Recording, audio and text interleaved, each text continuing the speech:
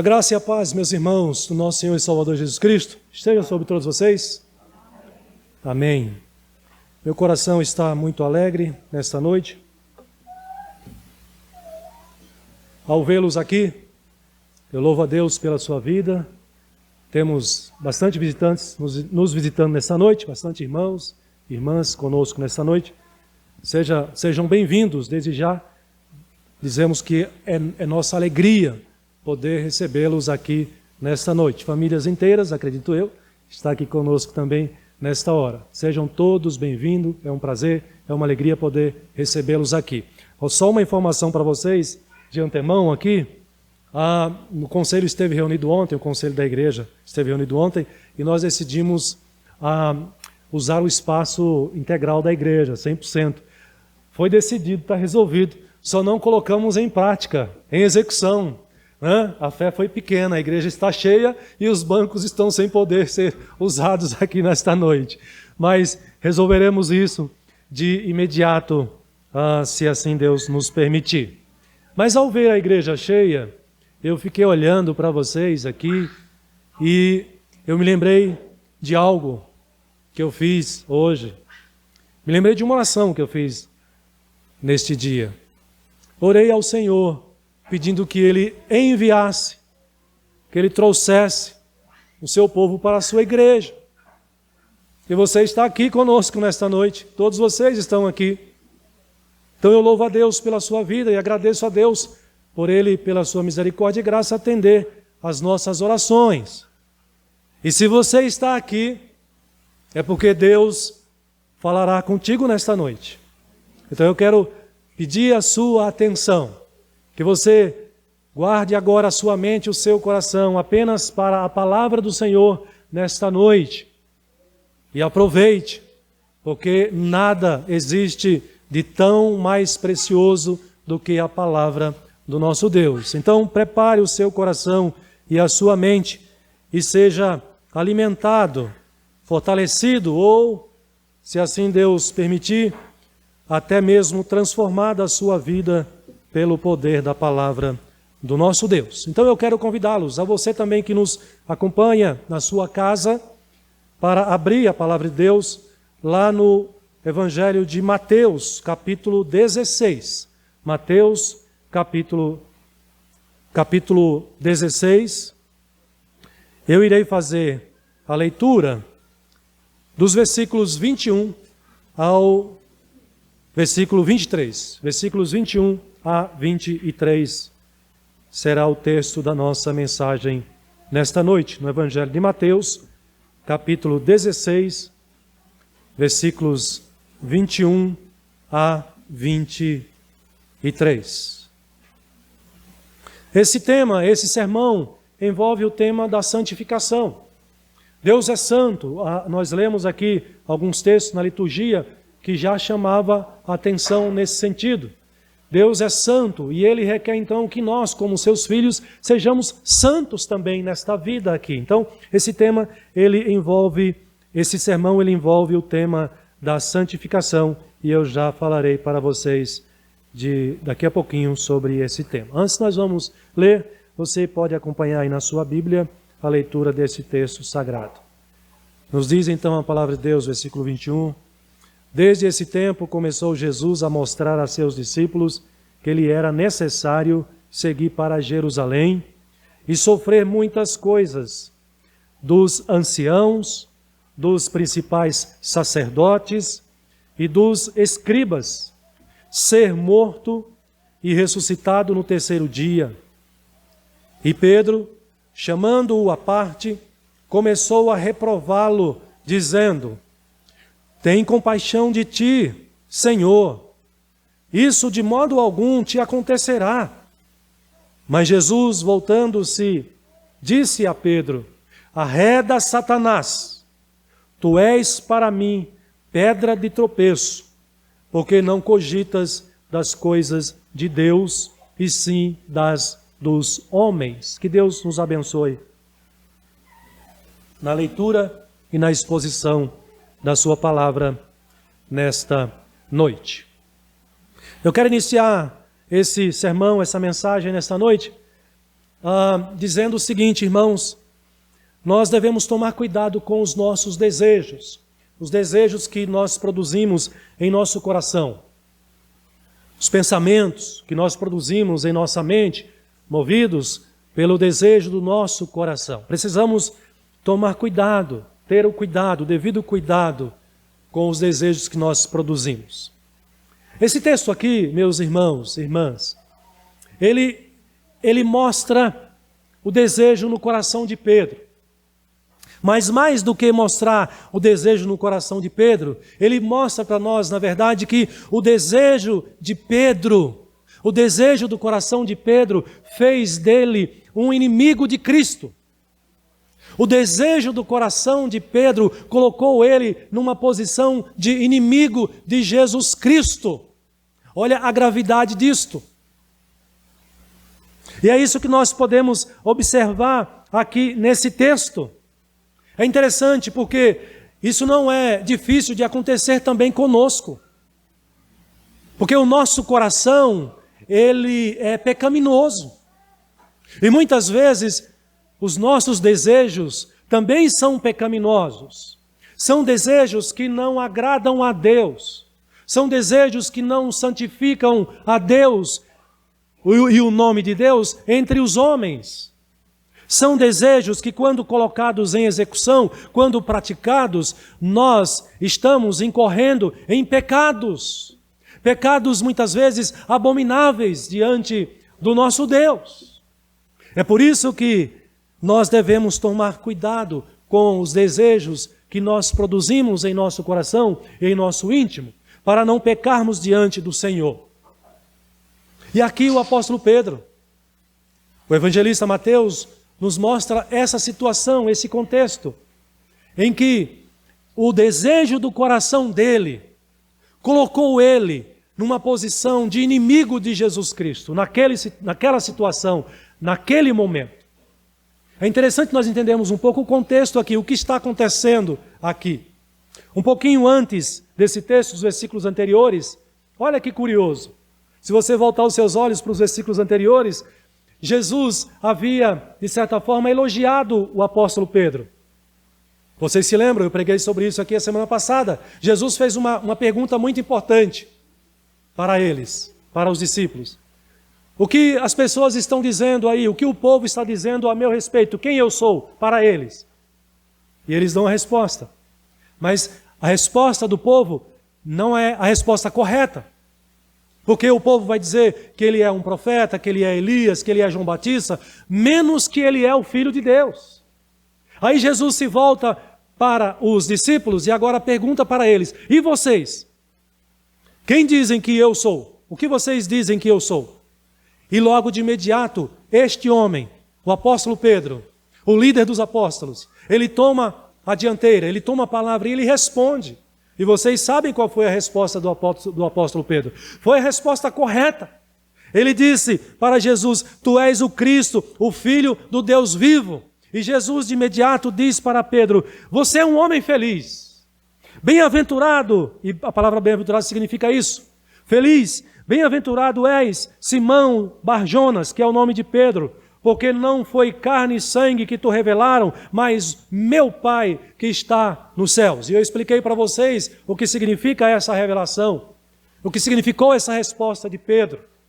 De fato, uma revelação da parte de Deus, porque ninguém conhece e ninguém pode conhecer quem é Jesus Cristo de verdade, se este não for revelado por Deus, por meio do seu Espírito Santo. É por isso que Jesus elogia Pedro.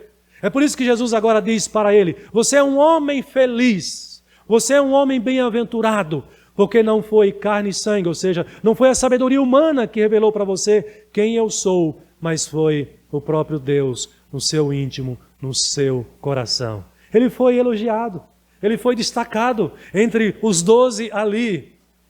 E agora o que acontece na sequência?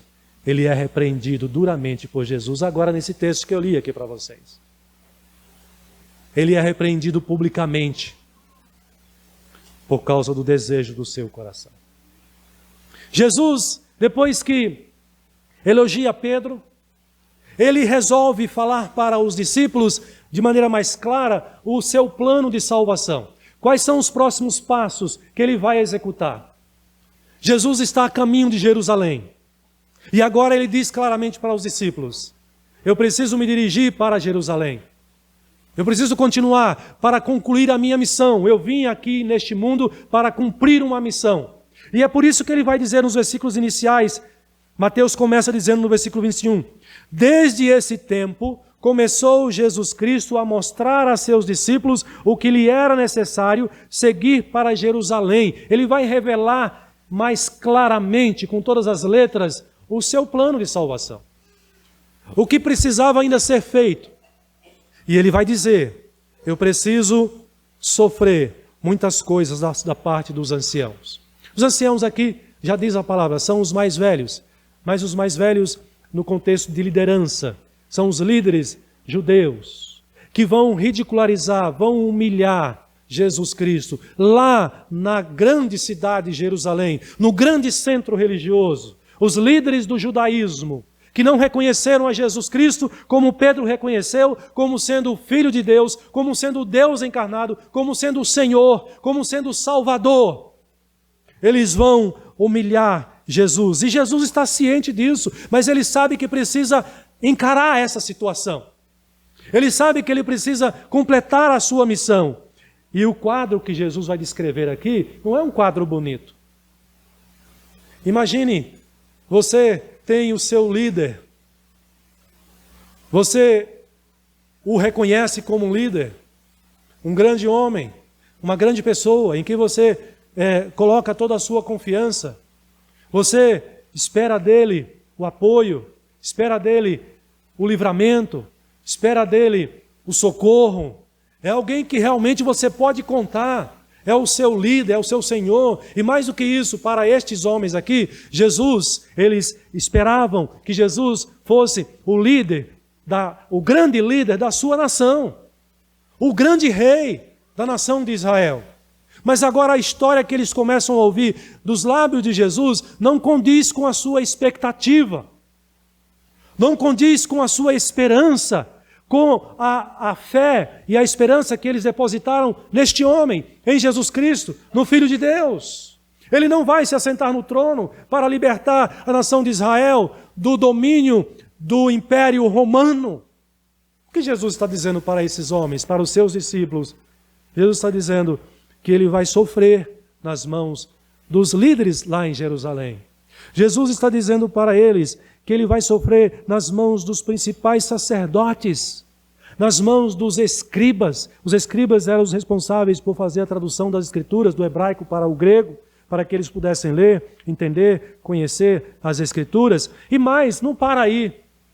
Ele não vai apenas sofrer fisicamente, emocionalmente, não vai ser apenas oprimido. Ele diz claramente, vai sofrer e ser morto. Como assim, Senhor? Tu és o Filho de Deus. Tu que fez tantos milagres. Tu que ressuscitou pessoas que estavam mortas. Tu que curou tantos enfermos de maneira tão instantânea e tão poderosa. Tu que se manifestou em glória diante dos nossos olhos. Como tu vais se sujeitar a esses homens, a esse tipo de liderança do nosso país? Vais se deixar ser humilhado por eles? Como assim vai deixar que eles tirem a tua própria vida? Se coloque no lugar de Pedro, do apóstolo Pedro. Imagine o desespero de Pedro, a preocupação de Pedro. Humanamente falando, a reação de Pedro, ela é até, de certa forma, compreensiva, porque o seu mestre, o seu salvador, o seu libertador está dizendo, olha, eu vou morrer, o meu fim vai ser um fim triste. Eu vou morrer como um condenado na cruz. E vocês sabem que a crucificação romana era o pior tipo de morte, a pior tipo de pena de morte já imputada a uma pessoa, a um ser humano, além de ser uma morte que promovia um sofrimento intenso, era uma morte totalmente humilhante para a pessoa, porque ela estava destinada ao pior tipo de gente nesta vida, neste mundo, no contexto romano ali. E Jesus está dizendo, eu serei morto, eu estou indo para lá me entregar Na cabeça de Pedro isso não era possível. O que Jesus fez para merecer isso? Se fosse Barrabás, tudo bem. Ele era um pecador. Ele era um merecedor de ser condenado pela lei. Mas o que fez tu, Senhor, para ir para Jerusalém, para se entregar e para ser morto? E esse tipo de morte ainda, Senhor. Aí você compreende um pouco agora a situação do apóstolo Pedro. Jesus está ali, diante dos apóstolos, diante dos discípulos, falando para os discípulos, esclarecendo o seu projeto, o seu plano, que ele já vem cumprindo, já vem executando, e ele está dizendo quais são os próximos passos agora.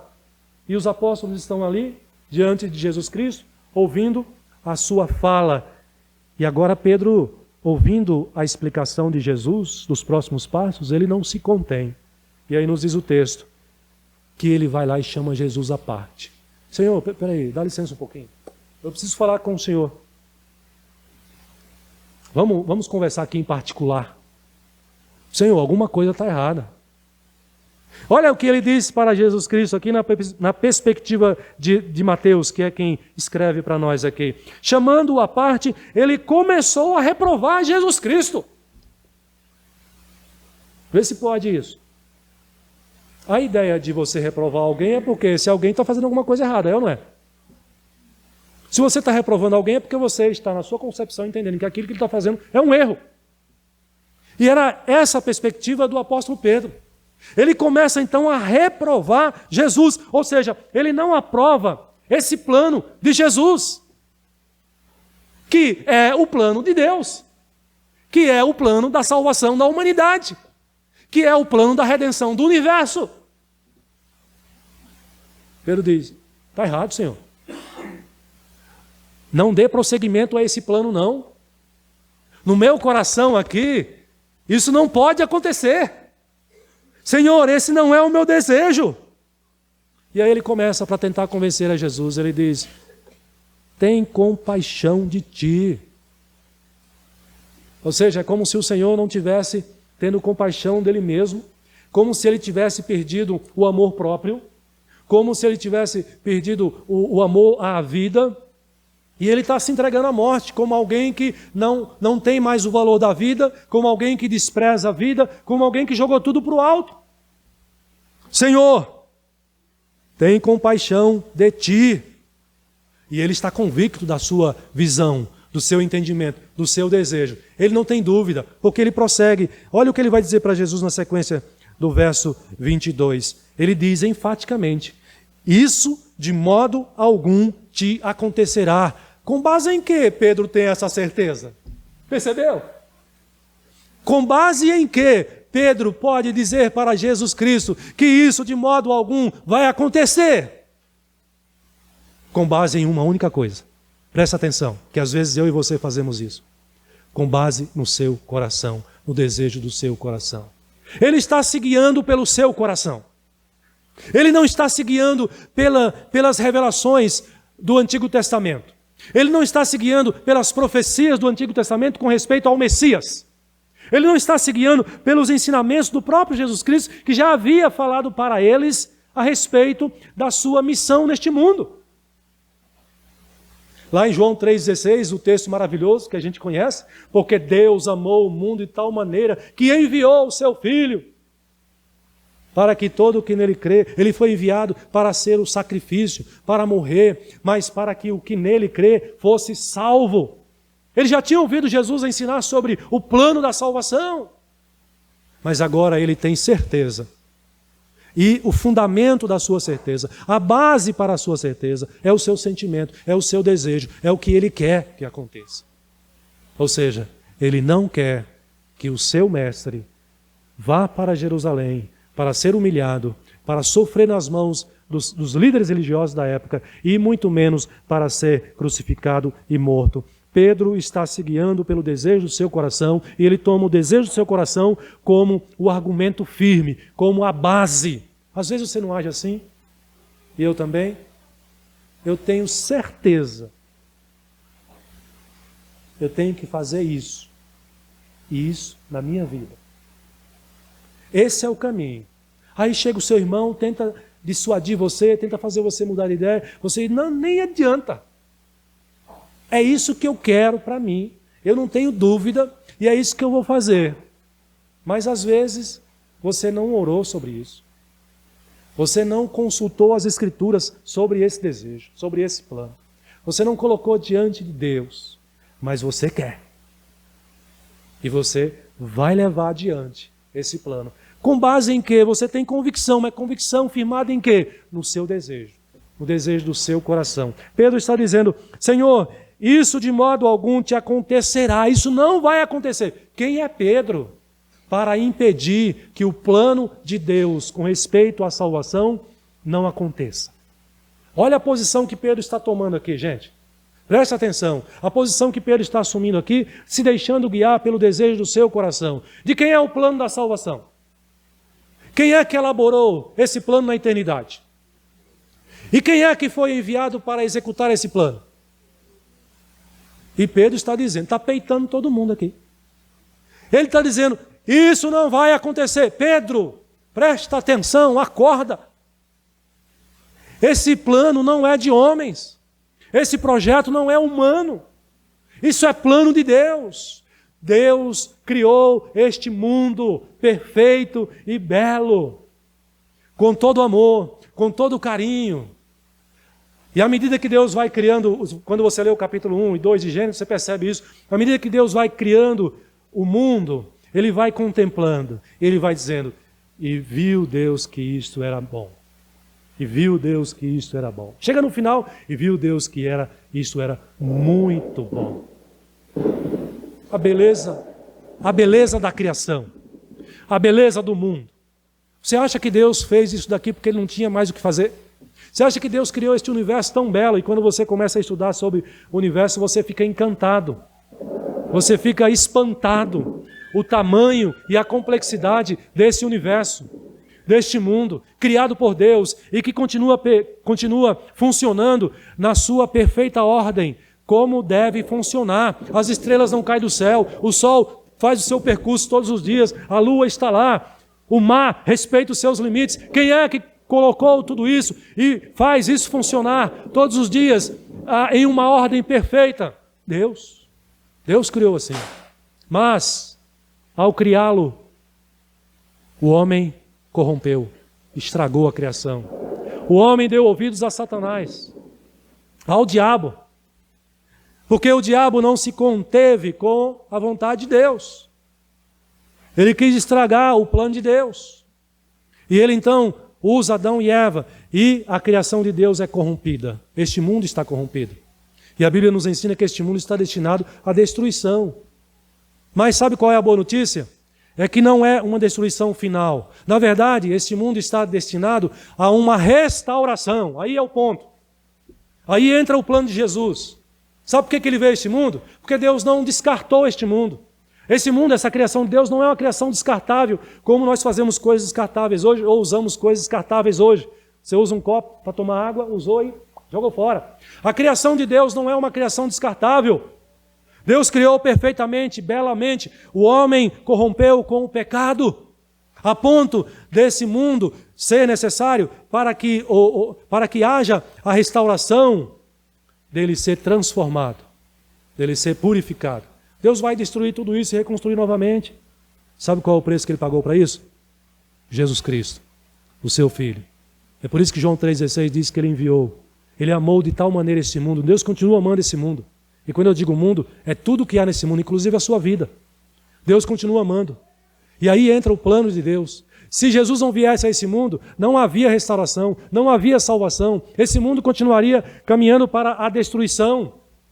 Mas Deus não permitiu que isso continuasse dessa maneira. Por isso que na eternidade Ele elaborou esse plano de redenção, de restauração da criação, da sua criação. Para isso foi preciso Jesus vir a este mundo. Porque toda a humanidade, entre todos, não havia ninguém capaz de pagar o preço pelo pecado, porque todos eram pecadores. Então foi preciso que alguém de fora desse mundo viesse, alguém que fosse justo, santo, perfeito. Esse alguém é Jesus Cristo. Mas esse alguém precisava ser homem, como eu e você. Precisava ter a natureza humana. Ele sendo Deus, Filho de Deus, Ele sendo divino. Ele veio a este mundo, se encarnou, assumiu agora a minha forma e a sua forma, natureza humana, para estar preparado para na cruz do Calvário receber lá a punição, receber lá o castigo pelo meu pecado e pelo seu pecado. E ele, ao fazer isso, ele pagou a conta agora. E é por isso que agora a Bíblia diz, se você crê em Jesus Cristo como teu Senhor, o teu Salvador, você tem a vida eterna. Você agora faz parte desse povo que Deus está restaurando, que Deus está transformando para encontrar-se com o seu Filho no último dia e nesse mundo restaurado viver para sempre em toda essa criação restaurada. Esse é o plano da salvação. E Jesus Cristo teve que fazer isso. E aqui agora Jesus está executando o seu plano e ele encontra agora uma barreira. Ele encontra agora alguém diante dele para dizer, não prossiga mais daqui em diante. Isso não pode acontecer. Qual foi a motivação do apóstolo Pedro, meus irmãos, para ele agir desta maneira e ser repreendido duramente por Jesus Cristo, o nosso Senhor, nosso Salvador? O desejo do seu coração. Por isso que eu entendo que é muito importante você tomar cuidado com o desejo do seu coração, porque o desejo do teu coração pode te levar também a essa posição de inimigo de Jesus Cristo, de inimigo de Deus. Eu quero destacar 3 aspectos dessa mensagem para o seu coração nesta noite. O desejo do coração de Pedro fez dele um inimigo, porque, em primeiro lugar, era um desejo pecaminoso, totalmente pecaminoso. Olha só, de onde vem o desejo de Pedro? Do coração. E o coração dele é pecaminoso em si. E isso explica tudo. Explica, inclusive, ele ter se colocado a posição contrária ao desejo de Jesus Cristo. Eu quero apenas destacar um texto para confirmar para você que o meu coração e o seu coração, ele não é confiável. Nós não podemos confiar em nosso coração. Nós não podemos confiar nos desejos do nosso coração, porque o nosso coração produz desejos pecaminosos. Sabe o que diz Jeremias 17:9? Você já sabe que eu não me canso de falar esse texto aqui. Ele é revelador para mim, porque ele revela quem sou eu e quem é você. Jeremias 17:9 diz, enganoso é o coração, enganoso é o coração. Às vezes você tem certeza de que é aquilo. Eu gosto de Pedro, o apóstolo Pedro, porque ele fala da cobiça do nosso coração. E não tem coisa mais terrível para nos enganar do que a cobiça do nosso coração. Você é capaz de dizer, sendo movido pela cobiça, você é capaz de dizer que aquilo que é pecaminoso, aquele desejo pecaminoso, porque é movido pela cobiça do seu coração, você é capaz de dizer que aquilo é a vontade de Deus para a sua vida, de tal maneira que você está enganado pela cobiça do seu coração. E aqui Jeremias diz, enganoso é o coração, e olha o que ele vai dizer mais a respeito de mim e de você. O coração aqui não é essa bomba que bate. O coração na Escritura Sagrada, a palavra coração, significa a essência do ser humano. O seu eu. Ele vai dizer, o coração é enganoso mais do que todas as coisas. Não existe coisa mais enganosa do que o seu coração. Não confie no seu coração. Pedro confiou no seu coração. Por isso ele se deu mal. Então esse é o primeiro ponto desse sermão aqui. Por que Pedro foi colocado nessa posição de inimigo? Porque ele confiou no desejo do seu coração, mas o seu coração é pecaminoso. Não se esqueça disso. Toda vez que vier um desejo no seu coração, lembre dessa verdade. Opa, meu coração é pecaminoso. Eu não posso confiar no meu coração. E Jeremias ainda continua e diz mais, que o nosso coração é desesperadamente corrupto. Você entende essa frase de Jeremias? Para entender o seu coração? Pastor, fulano tem um coração bom demais, o senhor não conhece. Só falta ser crente, mas ele é bom demais. De acordo com a Bíblia, não é assim que funciona. O nosso coração, a palavra de Jeremias aqui expressa esse sentimento, essa compreensão dele. A palavra desesperadamente corrupto mostra que a corrupção do nosso coração não tem limites. Quando você se entrega à corrupção do seu coração, você é capaz de fazer coisas abomináveis, inimagináveis. Porque o seu coração humano, é desesperadamente corrupto. E aí vem uma pergunta. Jeremias faz uma pergunta. Quem poderá conhecer o coração assim? Sabe de uma coisa, gente? Você não conhece o seu coração plenamente. Você não conhece, não sabe o que você é capaz de fazer se você se entregar à corrupção do seu coração. Mas tem uma verdade aqui em Jeremias, mais uma verdade.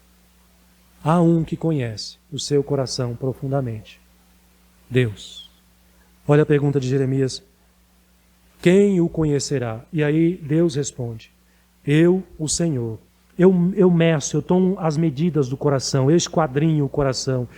Eu provo os teus pensamentos. Antes mesmo de você falar, eu já sei o que você está produzindo. Isto para dar a cada um. Deus é juiz. E aqui ele diz. Ele conhece o coração pecador, ele prova os pensamentos, e ele diz, por que eu faço isso? Para dar a cada um o que merece. Para dar a cada um segundo o seu proceder, segundo o fruto das suas ações. Veja a seriedade como a Bíblia trata o ser humano pecador. Veja a seriedade como a Bíblia revela de quem nós somos. De quem é o nosso coração, o que é o nosso coração. Então, meu querido, minha querida, não confie no seu coração. Não confie nos desejos do seu coração. Porque você e eu somos pecadores neste mundo.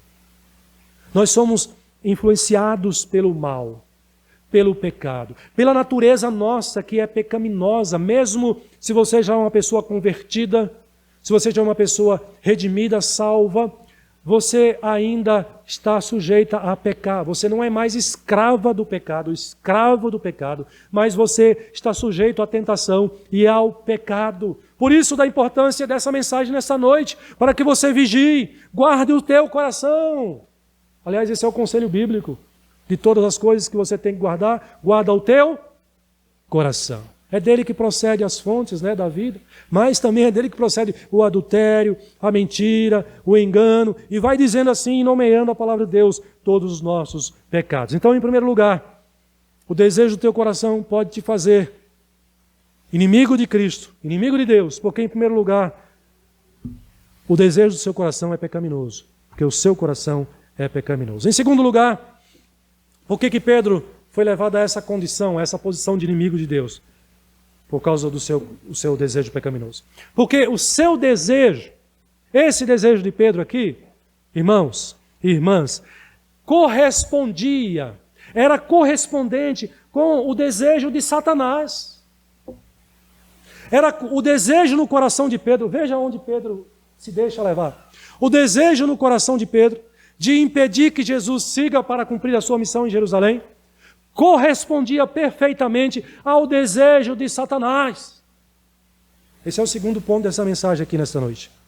O desejo de Pedro, o desejo do coração de Pedro correspondia aos desejos de Satanás. Muitas vezes você e eu produzimos desejos que agradam a Satanás. É ou não é? Muitas vezes, por isso que o primeiro ponto foi importante. O seu coração é desesperadamente corrupto. E se ele é pecaminoso assim a tal ponto, é claro que ele entregue a sua própria vontade, aos seus próprios desejos, nós vamos produzir desejos que são agradáveis, que serão aplaudidos pelo inimigo das nossas almas, pelo inimigo de Cristo Jesus. Por isso que Pedro foi levado a essa condição de inimigo de Jesus. Porque o desejo do coração de Pedro agradou perfeitamente a Satanás. Satanás foi o que teve o maior desejo, foi o que teve mais desejo de que esse plano não fosse executado. Porque, afinal de contas, de onde veio a semente do pecado? Afinal de contas, quem convenceu a mulher lá no jardim do Éden a desobedecer a Deus? Quem foi? Satanás. Ele que corrompeu toda a criação de Deus. Ele que manchou e poluiu toda a criação de Deus. O coração humano que está nessa condição foi arte do maligno. E o Filho de Deus vem para limpar toda essa sujeira. Toda a sujeira que eu fiz, o Filho de Deus vem para limpar este mundo do pecado, do caos. Não! E sabe o que ele fez? Até o último instante, ele não desistiu de tentar fazer com que o Filho de Deus desistisse desse plano. Então, o que Pedro está fazendo aqui? Senhor, não! Tem compaixão de ti. Tu não pode ir para Jerusalém, tu não pode morrer assim, tu não pode se entregar nas mãos daqueles homens, tu não pode se entregar ao governo e ao juízo romano. Senhor, eu tenho certeza que isso não vai acontecer. Afinal de contas, tu és filho de Deus. Ele só se esqueceu que esse era o plano de Deus, do Pai, do Filho e do Espírito Santo. Satanás, quando Jesus está preso à cruz, ele, até naquele momento, no último momento, ele ainda tem esperança de que o plano de Deus não dê certo. E de que o seu plano, já em ação, em execução, prossiga, que é a corrupção do mundo, né? Ele tem esperança de que o plano de redenção desse mundo, de redenção da tua vida, não vá adiante. Ele seja falível, em algum momento ele falhe. Mateus 27, 39, diz que quando Jesus está preso à cruz, ele já está crucificado. E aí então, os que iam passando blasfemavam dele, de Jesus, olhava para a cruz e falava assim, coitado dele. Se dizia o Filho de Deus. E aí sabe o que eles diziam? E Satanás usava as pessoas para dizer isso. O versículo 40, e veja que essa fala aqui era dirigida a Jesus. As pessoas passavam e falavam em alto e bom tom para Jesus ouvir. E o que as pessoas falavam? Esses aqui são mensageiros do maligno também. Como Pedro estava sendo naquele momento. Presta atenção. Para você e eu não ser mensageiros do maligno às vezes. Então guarda o teu coração. Guarda as fontes do teu coração. Para que não sejamos usados pelo diabo. As pessoas passavam de longe e diziam para Jesus, tu que destróis o santuário e em 3 dias reedificas, salva-te a ti mesmo. Se és filho de Deus, olha a provocação, percebe aí a provocação? Se és filho de Deus, desce da cruz. O que iria acontecer se o Filho de Deus descesse da cruz àquela altura? O plano de redenção não seria cumprido, não seria executado. A sua salvação não seria possível. Esse mundo não seria restaurado. Tudo iria por água abaixo. Então, esse era o desejo de Satanás. E o versículo 41 diz que, de igual modo, os principais sacerdotes, a liderança também religiosa ali, os escribas, escarneciam, diziam a ele, salvou os outros e a si mesmo não pode salvar-se? É rei de Israel? Desça da cruz. Olha a mensagem de novo. Olha a provocação de novo. E mais, olha o que eles disseram. Gente, não se engane com o diabo, o maligno, com a sua perspicácia, com a sua astúcia. Olha aqui a astúcia de Satanás. Está claríssima.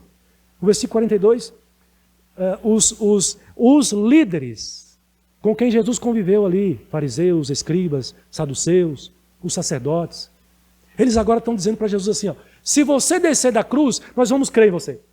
Não é isso que o texto está dizendo aí? Ó, verso 42, salvou os outros, a si mesmo não pode salvar-se. É rei de Israel? Desça da cruz e creremos nele. Mensageiros de Satanás. Por quê? Porque não era desejo de Satanás que Jesus cumprisse o plano de Deus, crucificando-se na cruz, morrendo a morte de cruz. Sabe o que significa a morte de cruz para Satanás? A morte de cruz para Satanás significa a sua cabeça esmagada. Não é isso que diz Gênesis 3,15? O que Satanás pode fazer contra Jesus, o Filho de Deus? Qual é a gravidade do ferimento que ele pode provocar no Filho de Deus? Ferir o calcanhar. Já havia sido revelada essa profecia em Gênesis, no primeiro livro da Bíblia. Ele ferirá o calcanhar, o teu calcanhar, o calcanhar do descendente da mulher. Mas o descendente da mulher esmagará a cabeça da serpente. Como? na cruz do Calvário. É claro, é óbvio que Satanás não quer que Jesus seja preso à cruz, seja crucificado à cruz, porque isso significa a sua derrota, e ele já está derrotado. Aleluia! Eu ouvi um amém assim, amém. Aleluia! Gente, isso não é pouca coisa. É a coisa mais importante que tem para você. Jesus derrotou Satanás para garantir a tua salvação, a vida eterna para você. Satanás não quer isso. Por isso, ele usa Pedro, que mesmo sendo discípulo, estou falando do apóstolo Pedro, olha, guarda aí no seu coração, na sua mente. O apóstolo Pedro, que foi o líder dos apóstolos, mas ao mesmo tempo ele era homem como eu e você. Se ele foi tentado, você e eu corremos o risco também de ser tentado e ser usado por Satanás. E se nos deixarmos ser usados por Satanás, sermos levados à posição de inimigos de Jesus Cristo. Então, por isso que eu comecei esse sermão dizendo, cuidado com o teu coração, porque o teu coração é pecaminoso, desesperadamente pecaminoso, é corrupto. Então, cuidado com o teu coração, os desejos do teu coração. Segundo lugar, para que você não seja usado como instrumento de Satanás, o desejo do seu coração sendo correspondente aos desejos do maligno. E em último lugar, nesta noite, irmãos, nós devemos guardar o nosso coração para não sermos levados à posição de inimigo de Cristo. E Pedro fez isso porque, em último lugar, ele, ao desejar isso, ele descartou, desprezou a vontade de Deus. Desprezou a vontade de Deus. O plano da salvação não era desconhecido de Pedro. Aliás, toda a humanidade, todas as pessoas sabem que Deus existe. No fundo, eles sabem que Deus existe. Eles sabem que Jesus existe. Eles sabem que Jesus morreu na cruz. Eles sabem que eles são condenados pelos seus pecados. Eles sabem que Deus exige uma vida de obediência, de santidade. Todos neste mundo, toda a humanidade tem essa consciência básica. A Bíblia fala sobre isso. Tem essa noção do certo, errado, Deus, diabo, vida que agrada a Deus, vida no pecado, vida condenada, vida salva. Temos essa noção básica, ainda que não leia as Escrituras. Tenha a noção, tenha o conhecimento. Mas quando resolve agir seguindo o seu coração, ele está desprezando toda a vontade, toda essa vontade de Deus. Pedro fez assim. Cuidado você e eu. Em terceiro lugar, para não desprezar a vontade de Deus, para que o seu desejo seja cumprido. Desejo tal coisa. Coloca diante de Deus. Corresponde com a vontade de quem? De Deus ou de Satanás? Está honrando a Deus ou honrando a Satanás? Está glorificando a Deus ou glorificando a Satanás? Meus irmãos, salvar o homem, salvar o mundo, eu já disse isso aqui para vocês de maneira muito clara, não é? É o prazer de Deus.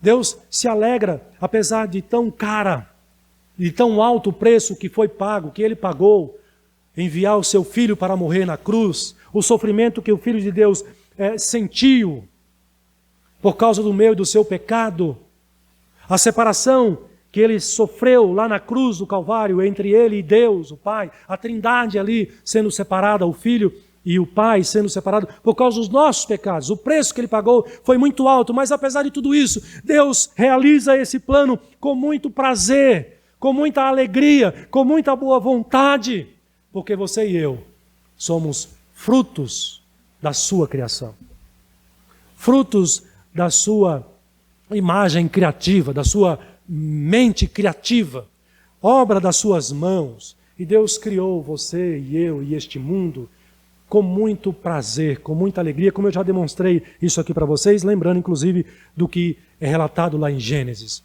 Viu Deus que isso era bom, e ao final viu Deus que isso era muito, muito bom.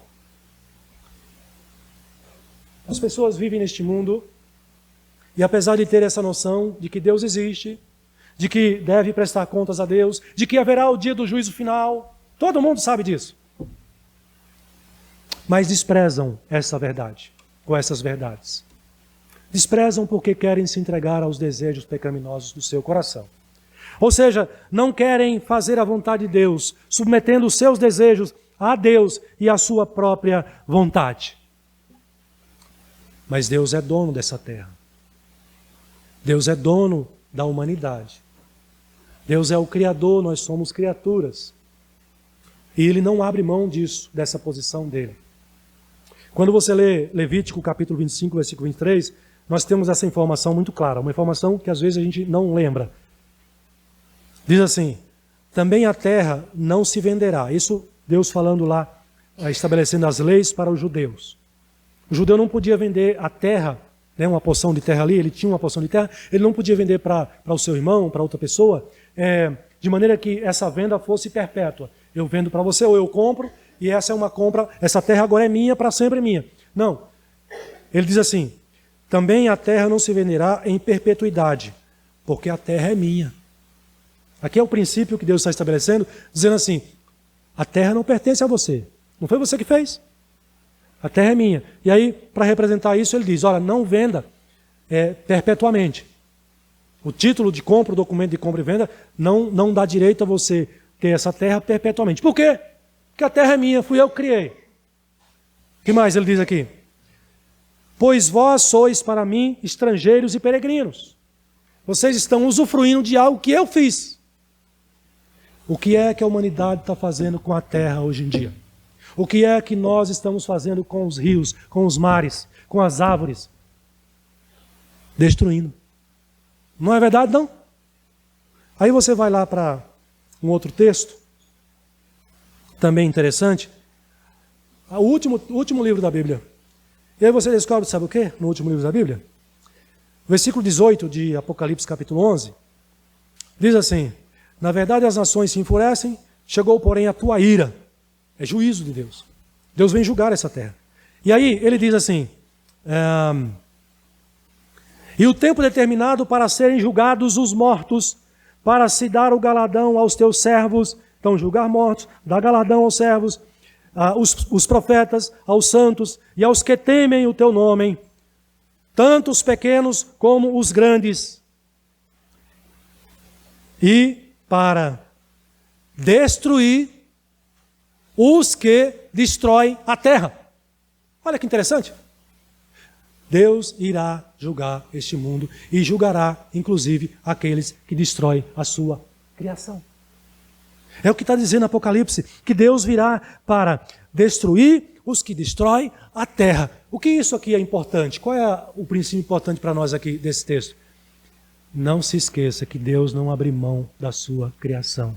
Tudo que você enxerga aqui não pertence a você, a homem nenhum, pertence a Deus. E Ele não abriu mão desse direito. Por isso Ele pagou um preço tão alto, enviar o seu Filho para morrer na cruz, porque Ele quer resgatar tudo isso, a perfeição plena como foi no início. Ou ainda melhor, porque lá no início tinha a possibilidade de queda, de corromper essa criação. Agora, no último dia, quando Ele voltar a esse mundo como um rei, para julgar vivos e mortos, e restaurar homens e tudo o que Ele criou, Ele vai restaurar a um nível de perfeição, mas sem mais a possibilidade de cair.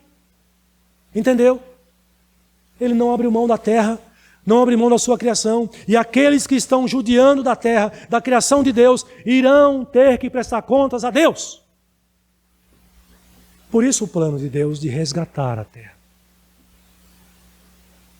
Pedro foi repreendido por Jesus duramente, porque ele se entregou a um desejo que desprezou a vontade de Deus. O que você faz quando os desejos afloram ao seu coração? Eu estou com uma vontade de fazer tal coisa.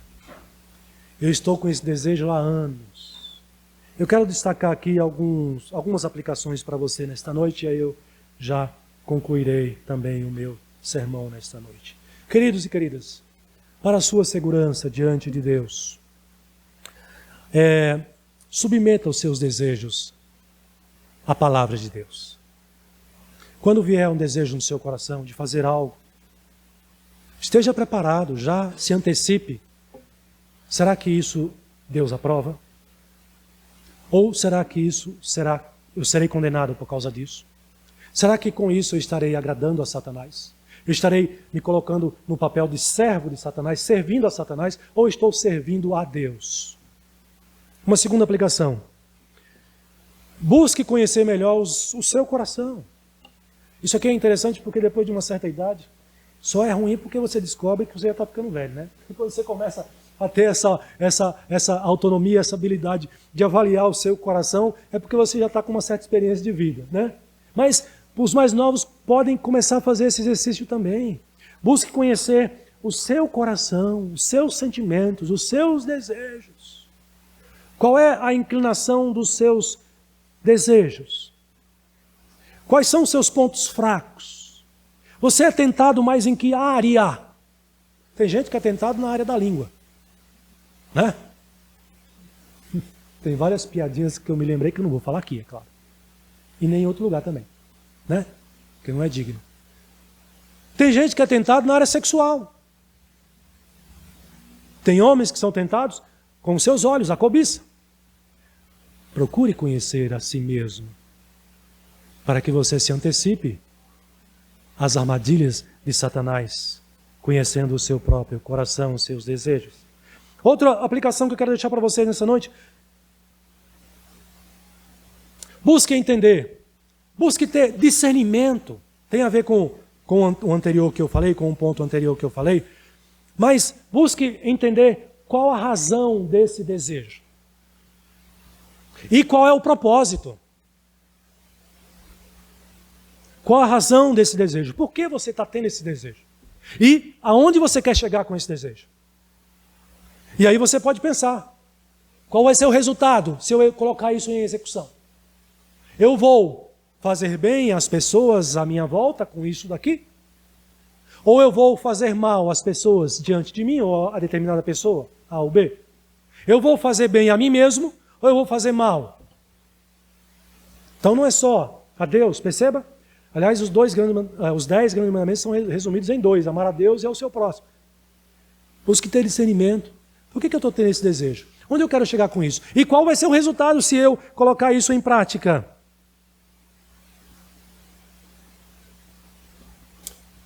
Mas eu creio que o mais importante para nós cristãos é buscar avaliar os nossos desejos sob essa perspectiva. O que eu estou desejando aqui realmente agrada a Deus? Realmente Deus aprova? Meus irmãos, que nós sejamos despertados nesta noite a termos um cuidado maior com o nosso coração, com a nossa conduta, com a nossa vida. Porque, afinal de contas, o Deus que te salvou, o Deus que te criou e o Deus que agora está redimindo a sua vida é o Deus que é santo. E como ouvimos na sua palavra, sede santos, porque eu sou santo. Que Deus abençoe a sua vida e que você possa crescer em santidade para a glória do seu nome. Amém.